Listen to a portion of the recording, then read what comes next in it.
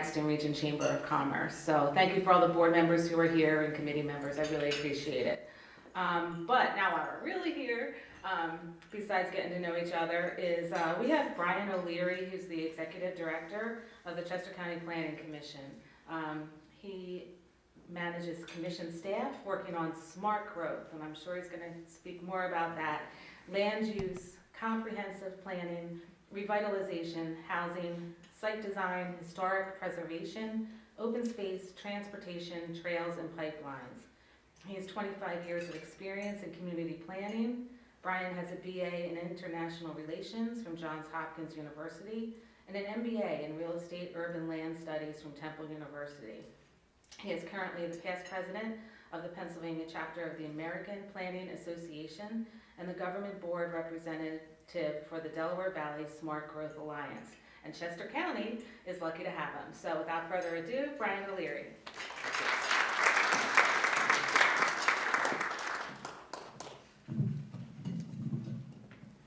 Well, good afternoon, everyone, and thank you very much for inviting me to join you with your luncheon. And I have a presentation today, PowerPoint. Feel free, if you have a question as I'm working through things, to ask, and there'll be an opportunity to ask questions at the end, too. What I'm going to do is, I'm going to touch on 3 different topics. I'm going to talk about Landscapes 3, the County Comprehensive Plan, and kind of what does that mean and what are we looking at. Secondarily, I'll talk a little bit about our commercial areas and some of the trends that are happening in our commercial landscapes. And then third, I just wanted to highlight a few transportation projects here in the Exton area. I'm going to begin with some videos we created that highlight some of the issues facing Chester County. So that video kind of highlights what we are dealing with in Chester County, which is we're a place where people want to be because it's such a nice county and there's so many great qualities about Chester County, but that growth creates issues that the county has to plan for and deal with. So a county comprehensive plan really has 3 main focuses. We don't control at the county level what happens in the development front. That is done by local municipalities. Guides growth and preservation for local municipalities. It guides county actions, and it addresses issues that go beyond local boundaries, and certainly transportation is one of the key things that goes around beyond local boundaries. So what we did when we started out is we looked at the past Landscapes plan. Landscapes was adopted in 1996, Landscapes 2 in 2009. Said what happened over those 20 years from 1996 to 2016. And looking at sprawl development, we're certainly getting some sprawling development, but we developed 10,000 fewer acres in the county than we were expecting to, while adding 40,000 more people than expected. So between 1996 and 2016, we added 104,000 folks. That's a lot of folks, so a lot of municipalities really try to deal with the growth.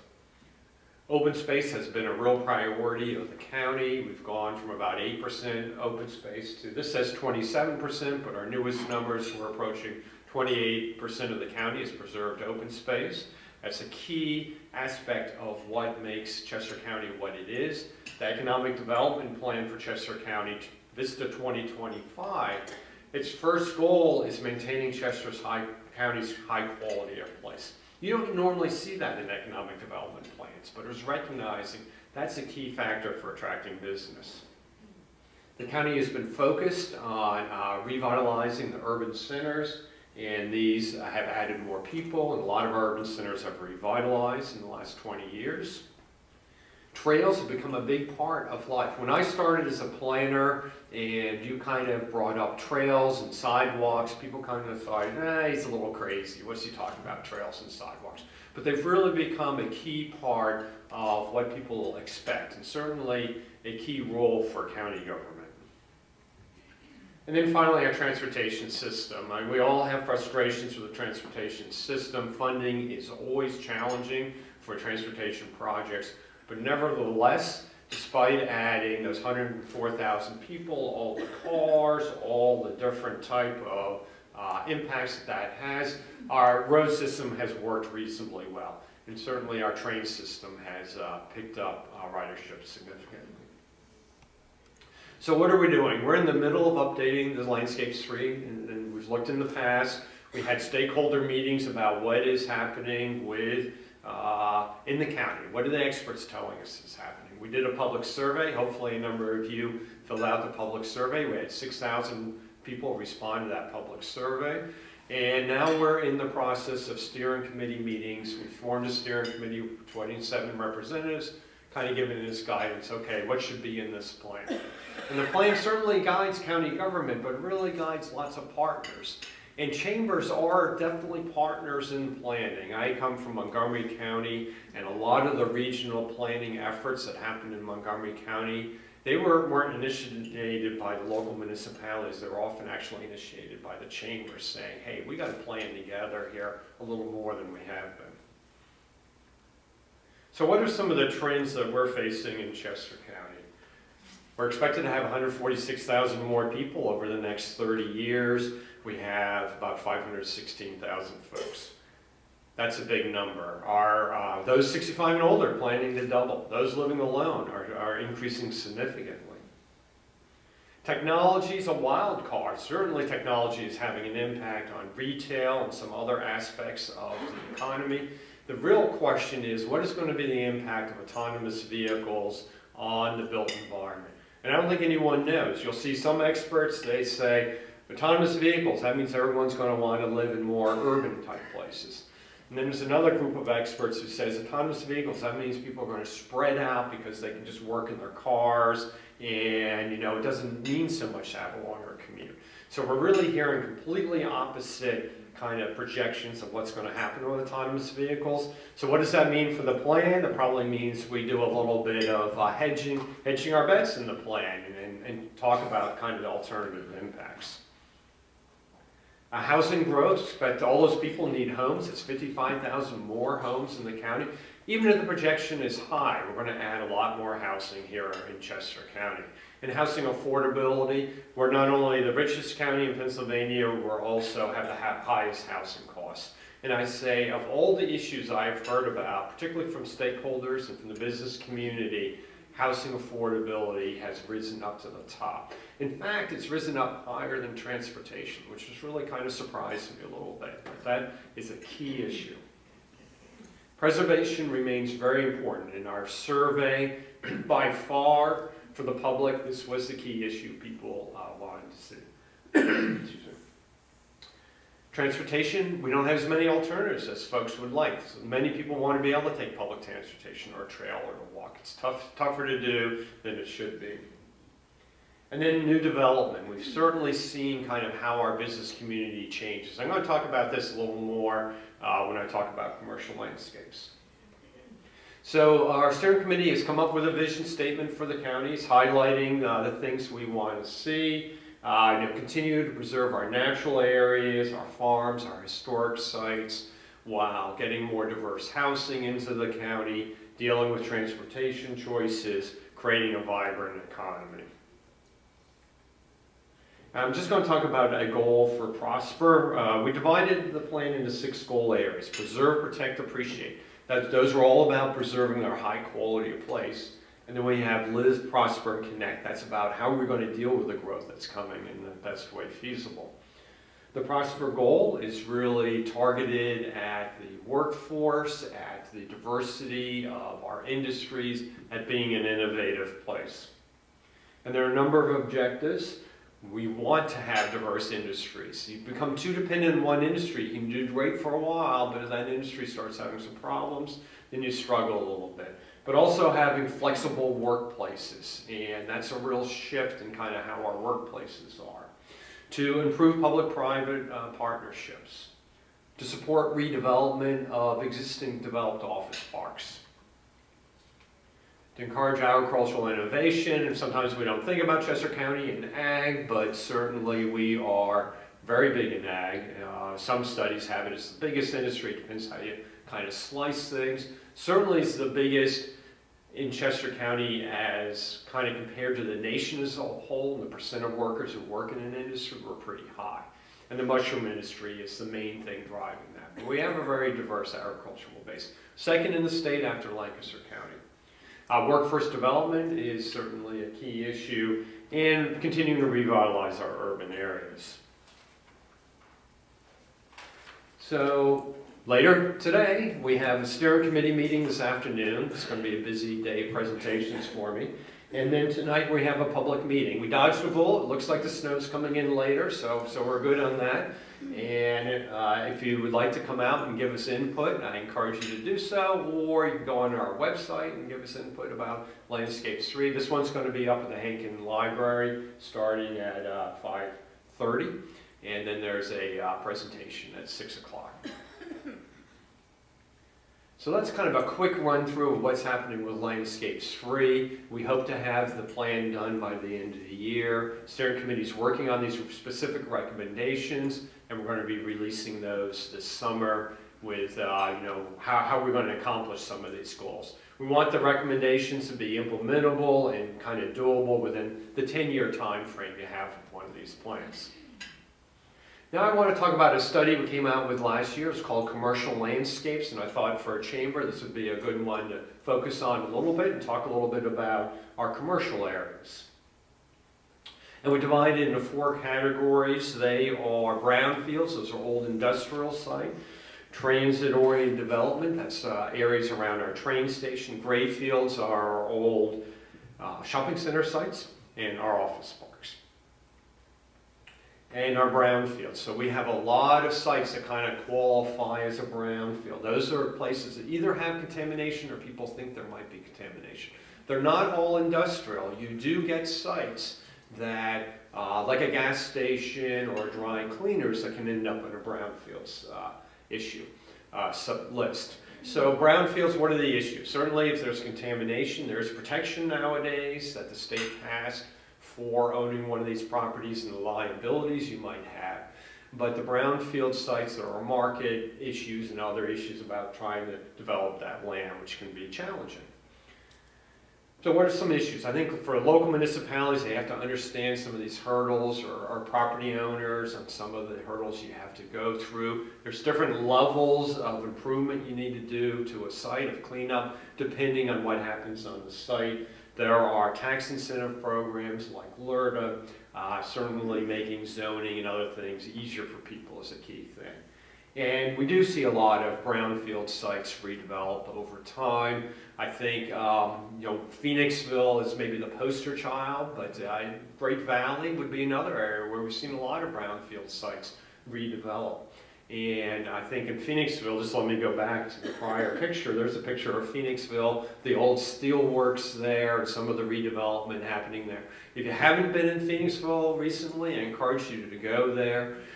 They had about 7,000 homes there, 3,000 more homes either recently developed or in the pipeline somehow. So there's real shift going on in Phoenixville. Transit-oriented development, that's development around our train stations. So are people aware of the proposal in Downingtown by the future train station there, the Hankin property? So I was there at the blowing up of the chimneys there, which was pretty cool. If you haven't seen the video, I encourage you to watch it. It's startling how loud that is when something gets blown up and then falls onto the ground. So we have 12 stations, train stations in the county. We have 5 Amtrak stations. We haven't actually checked, but I would say we're leading the nation in Amtrak stations probably with 5. That's a lot of Amtrak stations. So what are the issues with developing around these train stations? The idea is to encourage more development around them so people can walk to the train, support the train. The issue is this is moving.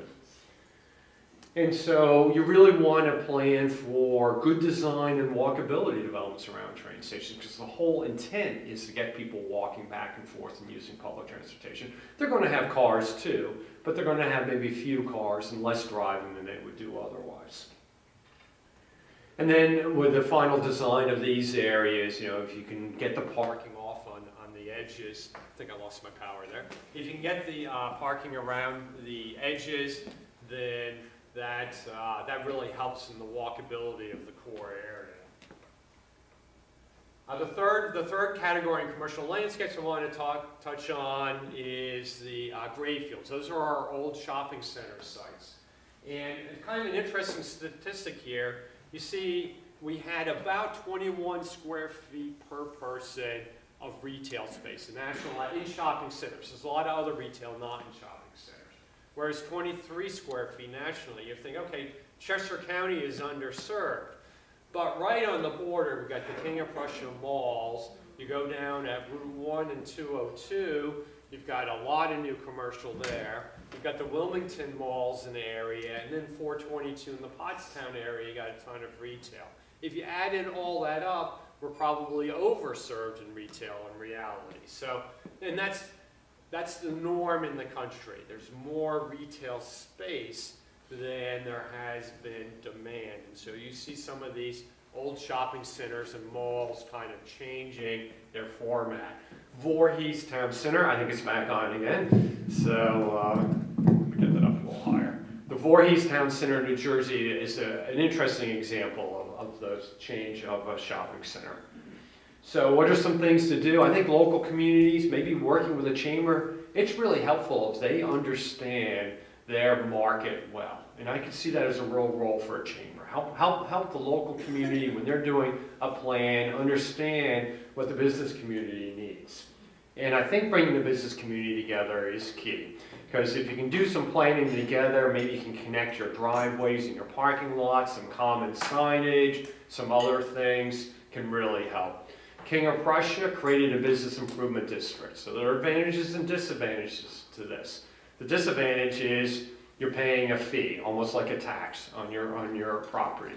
The advantage is you have a very organized group that is doing your marketing for an area, that is doing physical improvements for an area. And so King of Prussia decided they were going to create this business improvement district. So it's something you see happen in some communities, particularly where there's a lot of retail.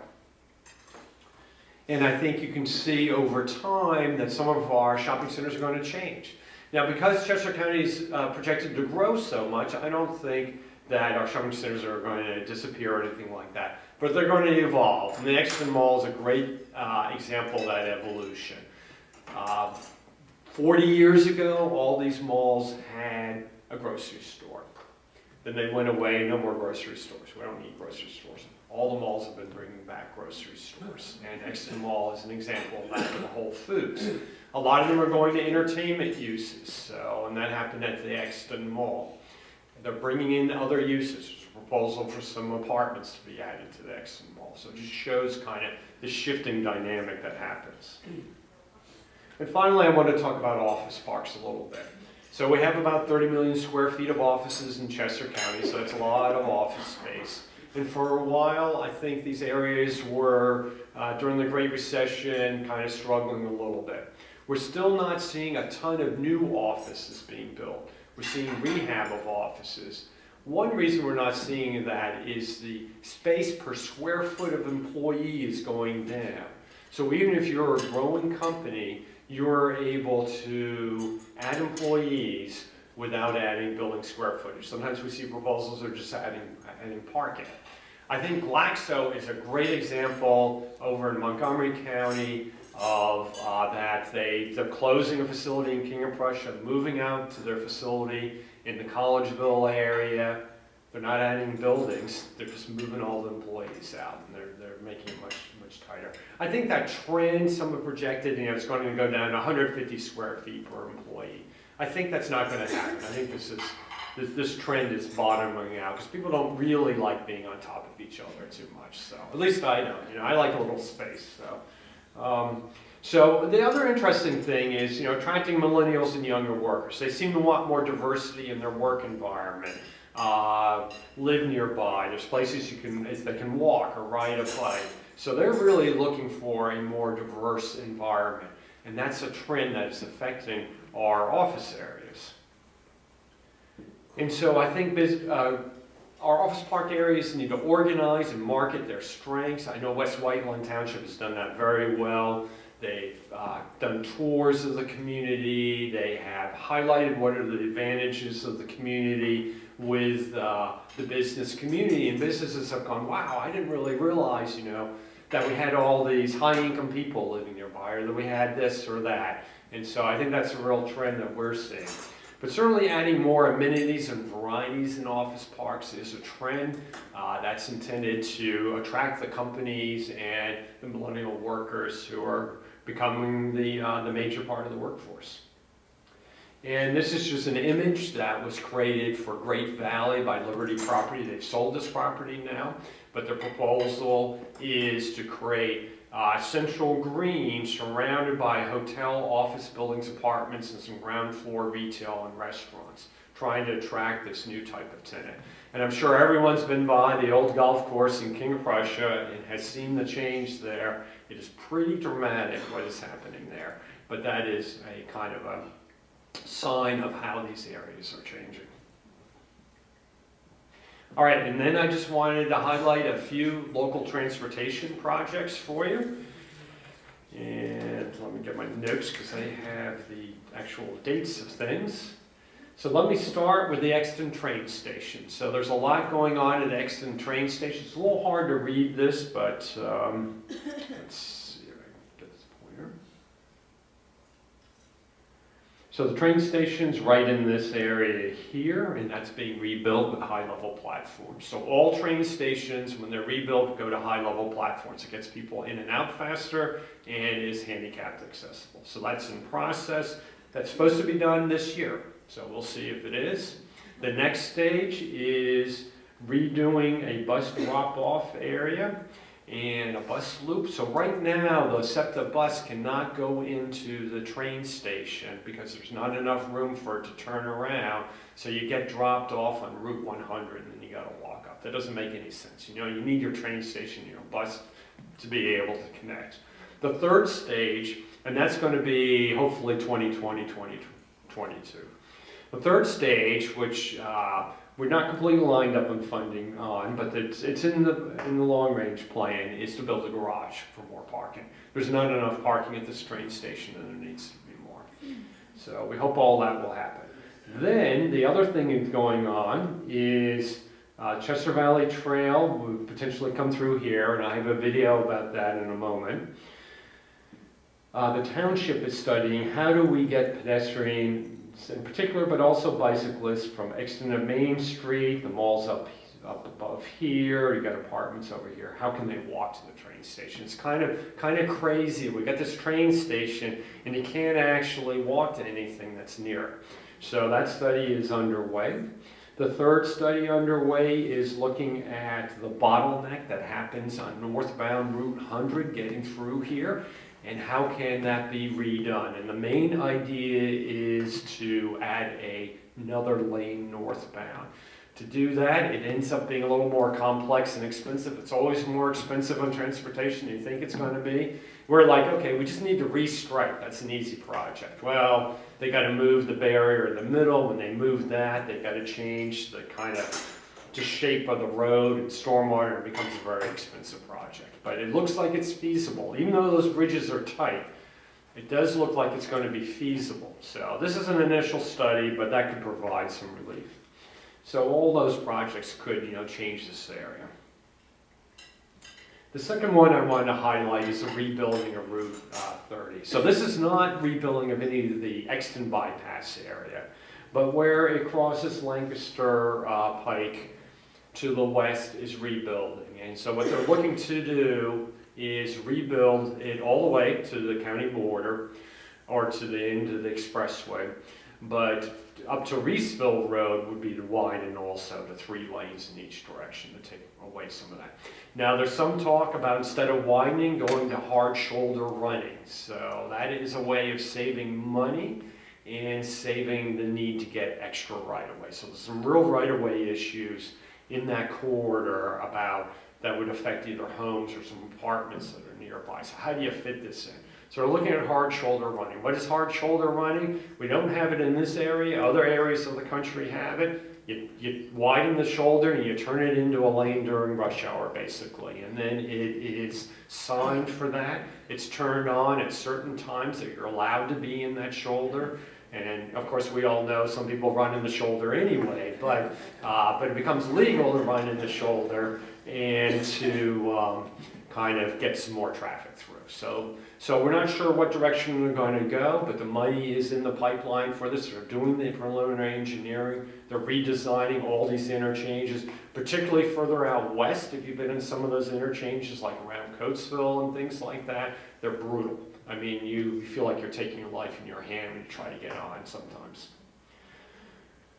The next project I wanted to highlight was 202. We kind of say 202 was done, but the Amtrak bridge got separated out as a separate project. As we all know, it's kind of a mess there, and that's projected to be done by 2019. And just back to 202, right now we don't have in the pipeline 202 South improvements, and we're advocating with PennDOT, we're advocating with the Regional Planning Commission, Delaware Valley Regional Planning Commission. We got to do something about 202 to the south here. There are some projects like a 926, an improvement to that intersection, and linking some of the lights to computers, but not enough. The fourth one I wanted to highlight is the Chester Valley Trail. This is a county project that's going to happen in 2018. Hopefully the construction will be completed. We have the money lined up, so the Chester Valley Trail ends right here, right past Main Street at Exton.